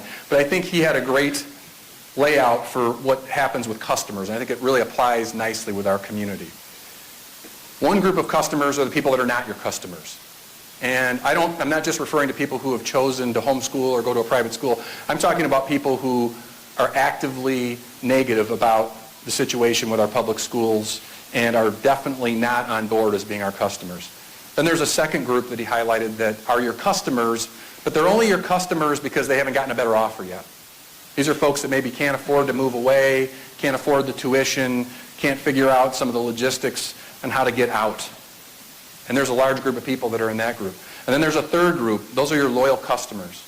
And what we want to try to accomplish over the next 5 years and over the next 10 years as we connect to that powerful vision that Transform Rockford has laid out, we want to move people from the red to the yellow and from the yellow to the green. We want people to not be here because they don't have a choice. We want people to be here because it is their choice. And that's a powerful change that I believe can occur. It's not going to happen overnight, but over the last 4 years, we've started the work of laying that foundation, and I think we all play an important role in that accomplishing. Now, there are big obstacles in our way, and one of them is our property tax rate. It's the elephant in the room. When you talk about taxpayers not being happy with the school system, one of the first things they'll point to is their overall property tax rate. And the Rockford Public Schools is about 52% of your tax bill. So we're the largest chunk of that. There are about 8 other taxing bodies that make up the total cost. But in 2008, right at the peak of the real estate market, our levy, in order to collect $157 million in property taxes, was at a $5.13 rate on your property taxes. 5 years later, the 2013 levy, to get that same $157 million, because we've kept our property levy flat in terms of what we collect, that same amount of money, it cost us $2.10 per taxpayer more. That's a huge, huge challenge that we have to overcome. And I contend that if we want to be a top 25 community, we have to do something about that tax rate. And one of the best ways to do something about the tax rate is people have to want to buy homes and have businesses in your community. And one of the things I think can contribute to that in a big way is having a highly chosen school district. So even if you don't have children in the school system, we all benefit from the economic vitality that occurs from having a reasonable property tax rate. We're all in this together. One last piece that I want to put in place is the importance of having a very, very clearly laid out pipeline to make sure that from birth all the way through our educational system to a career, that we have what is a competitive advantage for our community in terms of workforce development. Here's what the pipeline looks like today. It's a leaky pipeline. Starting with early childhood, about 60% of the students in our community start kindergarten behind. So that's one of the places we're going to really have to focus our efforts as a region if we want to get serious about improving outcomes. But we know there are leaks all along the way as we transition into elementary school, middle school, and high school, into post-secondary. But I'm really encouraged about some of the things we're doing as a community right now to fix this pipeline. And one group I want to commend, they're very well represented here, my alma mater, Rock Valley, and NIU. I've attended both these universities, and I've never been prouder. They came up with a very unique and powerful partnership that's going to allow students in our region to graduate with an engineering degree from NIU without ever leaving the Rockford area for less than $35,000. Let's give them a round of applause for that historic achievement.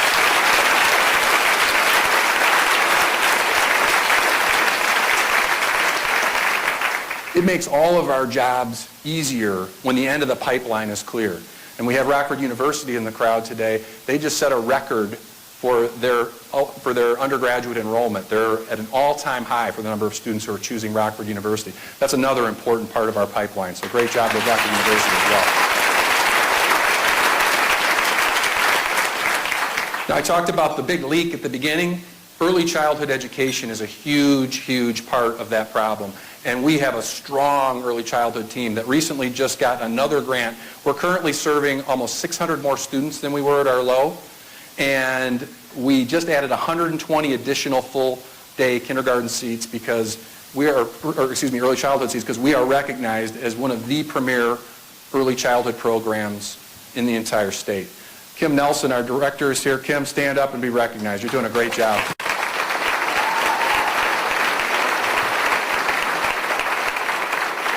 Already talked about the impact academies are starting to have. We are now in our 5th year of high school academies on that leaky pipeline. We talked about increased AP participation, increased ACT scores, increased attendance, increased graduation rate. What we are doing with the support of each and every one of you in the room is having a huge impact on our outcomes.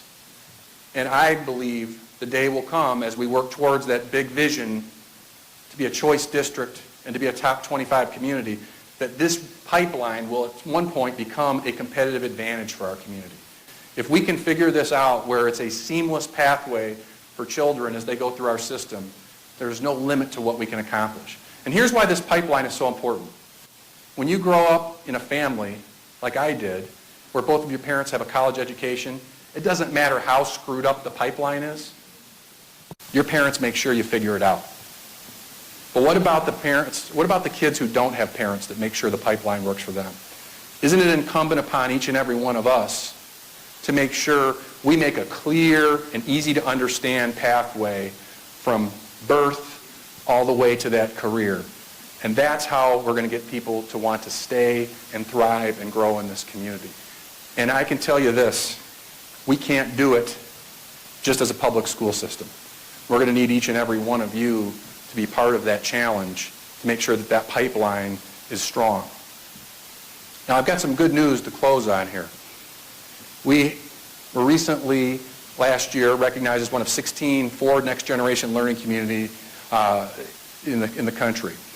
And I mentioned that our big goal is to become the second model community. Nashville is the first one.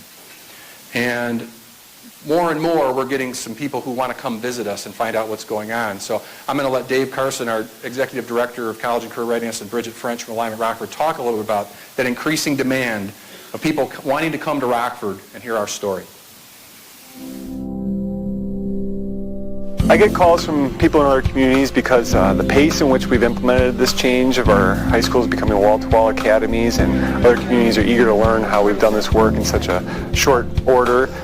They're really interested to learn about the processes and the practices that we've used to accomplish this work.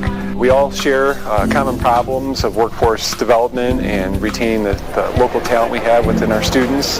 And so the Academy model is a solution that a lot of communities are looking to solve that issue and that challenge, and they see that we're implementing successfully here in Rockford and want to look to an example that they can emulate. I think as a community we tend to be a little bit self-deprecating, and I think if you go outside of the community to industry conferences, you see that whether it be housing or tourism or education, Rockford is really looked to as a leader. I think just plain and simple, it makes me really excited for our community. It's great to be seen as a leader in something that, 5 short years ago was seen as a detriment to our community, and now we're being looked at as a model for success, and that's really humbling and it's really exciting.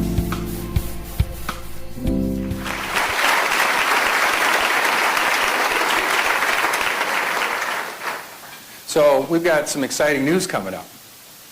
Thanks to all of the hard work we put together as a community, there is now demand where other communities want to come and visit Rockford to find out how our community supports our public school system in unique ways. So the first annual Midwest Alignment Institute is going to be hosted right here in Rockford, Illinois, October 19th and 20th, co-hosted by the Rockford Public Schools and Alignment Rockford.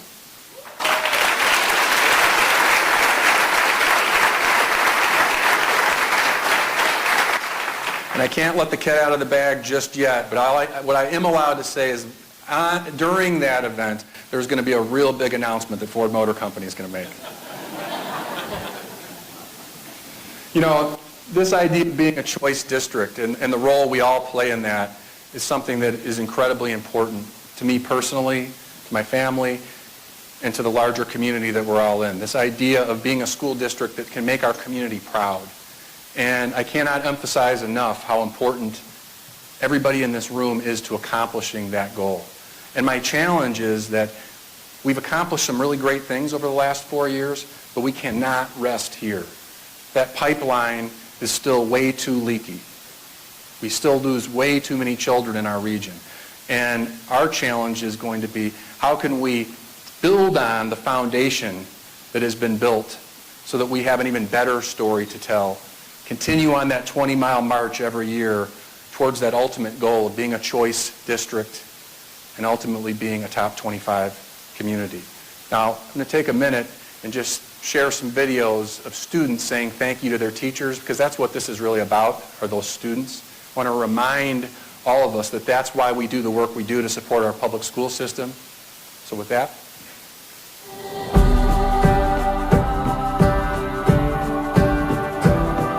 Hi, my name is Latwan Porter from Rockford Auburn High School, and I want to thank my coach, Coach Ott, for just giving me the potential to be great and be a leader in the classroom and on the court. My name is Russell. I go to Bayer School. I would like to thank Miss Museman for helping me learn English.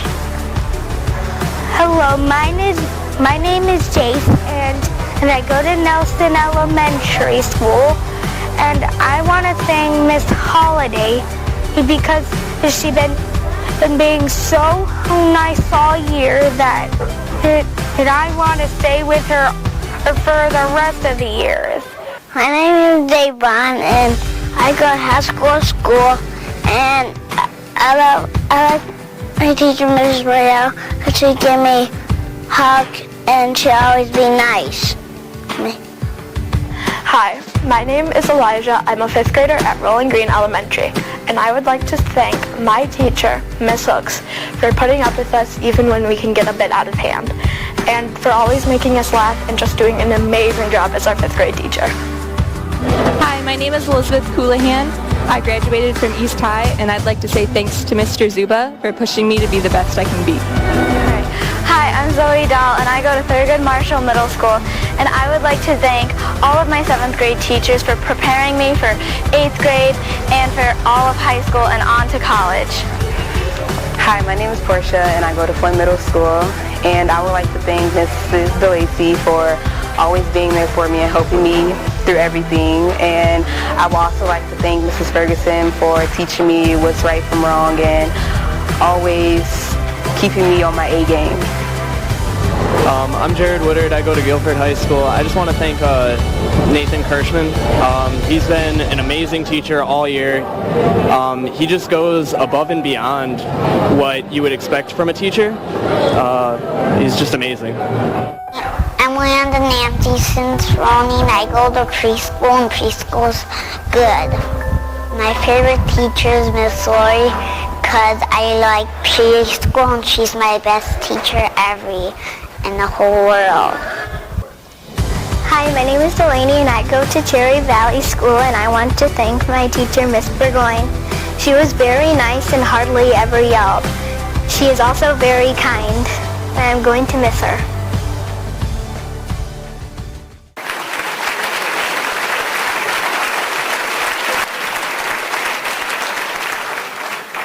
Just as our students thank their teachers, please allow me on behalf of the district, our board, our Teachers Association, allow me to thank each and every one of you for going on this journey with us to improve the quality of our school district. Thank you.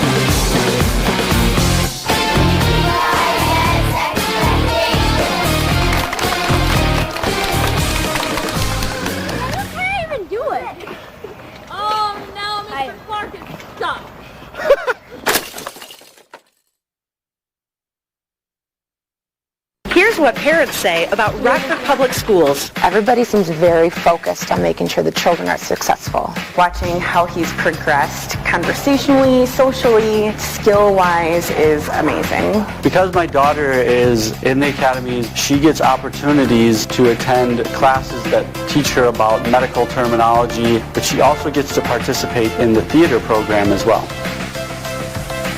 Discover how our kids rock at Rockford Public Schools.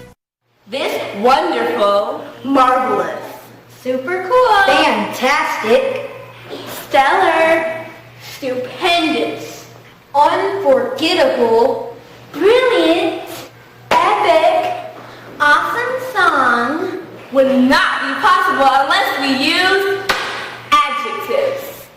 Adjectives bring pronouns and nouns to life. When adjectives hold hands with nouns and pronouns, they make them happier, sadder, bigger, brighter, and way more colorful than if those nouns and pronouns stood all alone. Adjectives help us add our own personal touch to the sentences that we use. Adjectives are so talented that they can even make other adjectives sparkly. We think they are magictives. Howdy!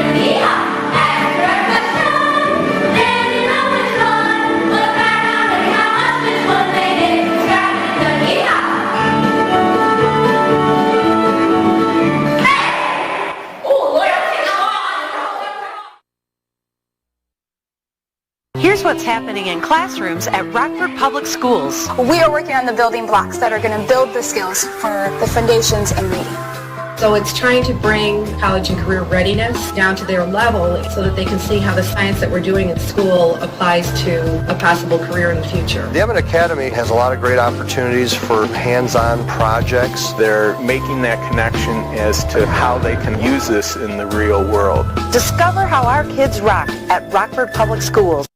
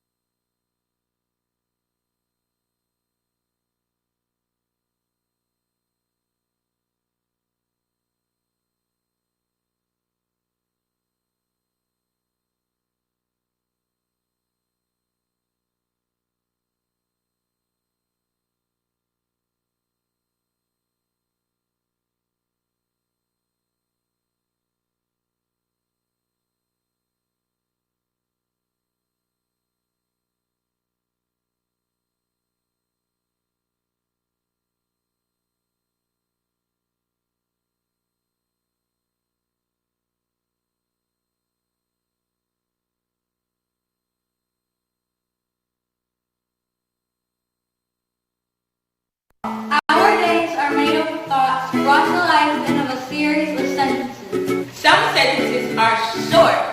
Some sentences are long. Some sentences go on and on and on. We write differently than we speak. If we didn't, our words would fall right off the page. When we speak, we can join thoughts together into sentences that we can understand, even without thinking. But when we write, we have to have helpers to join our simple thoughts together to make bigger thoughts appear. These helpers are called fanboys. We find them in everything we read and write.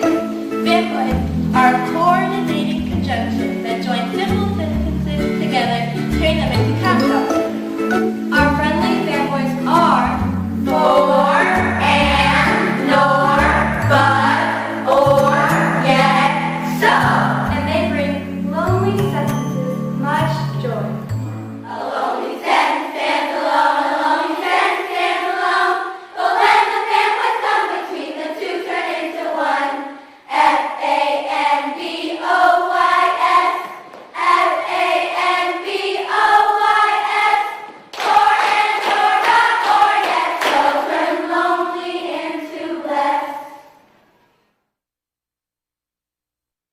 Rockford Public Schools offer a variety of special programs to help us grow, like 2A language immersion at Barber, where you learn to read, write, listen, and speak in English and Spanish.